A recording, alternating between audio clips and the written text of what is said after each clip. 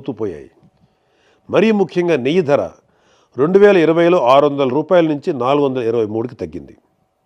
2022లో 400 నుంచి 319కి తగ్గింది. మనందరం ఇళ్లలో నెయ్యి అంతో ఇంతో వాడేవాళ్ళమేగా. స్వచ్ఛమైన ఆవు నెయ్యి కేజీ ఎక్కడైనా 423కి లేదా 319కి దొరకటం మీరు ఎక్కడైనా చూసారా? ఎన్ని కేజీలు బల్క్గా కొన్నా కూడా సుమారు 700 రూపాయలు కేజీగా ఉండే నెయ్యి 423కి 2 ఏళ్ల తర్వాత 319కి రాదు కదా.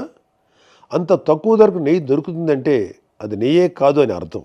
ఈ విషయమే సిట్ నిర్ధారించింది కూడా. అసలు అది నెయ్యే కానప్పుడు కల్తీ జరిగిందని ఎలా అంటారు అనే మేధావులు కూడా వైసీపీలో ఉన్నారులేండి. అది వేరే విషయం. ఒక సాధారణ భక్తుడు నన్ను అడగమన్నది ఏంటంటే, అసలు వీళ్ళను తక్కువ ధరకు కొనమని చెప్పింది ఎవరు? పూజలు చేసే అర్చకులా? కాదు. కానుకలు ఇచ్చే భక్తులా? కాదు. మరి ఇంకెవరి మేలు కోసం ఈ నెయ్యి ప్రొక్యూర్మెంట్ ధరలు ఇంతలా తగ్గిస్తూ పోయారు?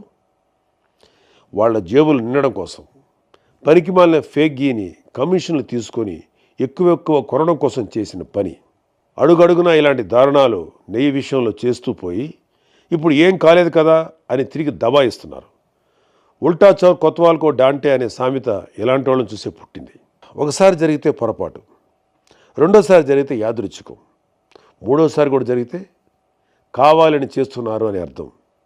అసలు వైఎస్ కుటుంబం అధికారంలోకి వచ్చినప్పుడే టీటీడీ ఎందుకు వివాదాల్లో ఉంటుంది? ఈ విషయం ఇప్పటి జెన్జీ తరానికి తెలియాలి. అంటే కొంచెం గతంలోకి వెళ్ళాలి. వైఎస్ రాజశేఖర రెడ్డి టైంలో చూస్తే 100 ఏళ్లలో ఎప్పుడూ లేని విధంగా టీటీడీ పరిధిలో ఎన్ని కొండలు వస్తాయి అనే వివాదం మొదలెట్టారు.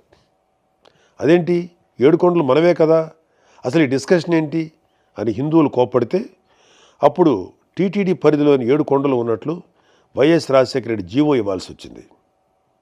నేను నాస్తికుణ్ణి, రేషనలిస్ట్ని అంటేనే వైసీపీ వాళ్ళు ఇంత గోల చేస్తున్నారే.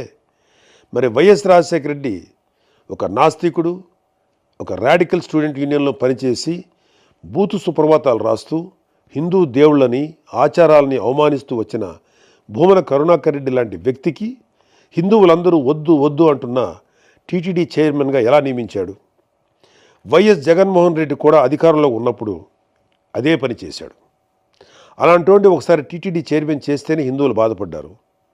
అలాంటి రెండోసారి కూడా చైర్మన్గా చేయడం ఎందుకు? హిందువులు బాధ పెట్టడం కోసమా?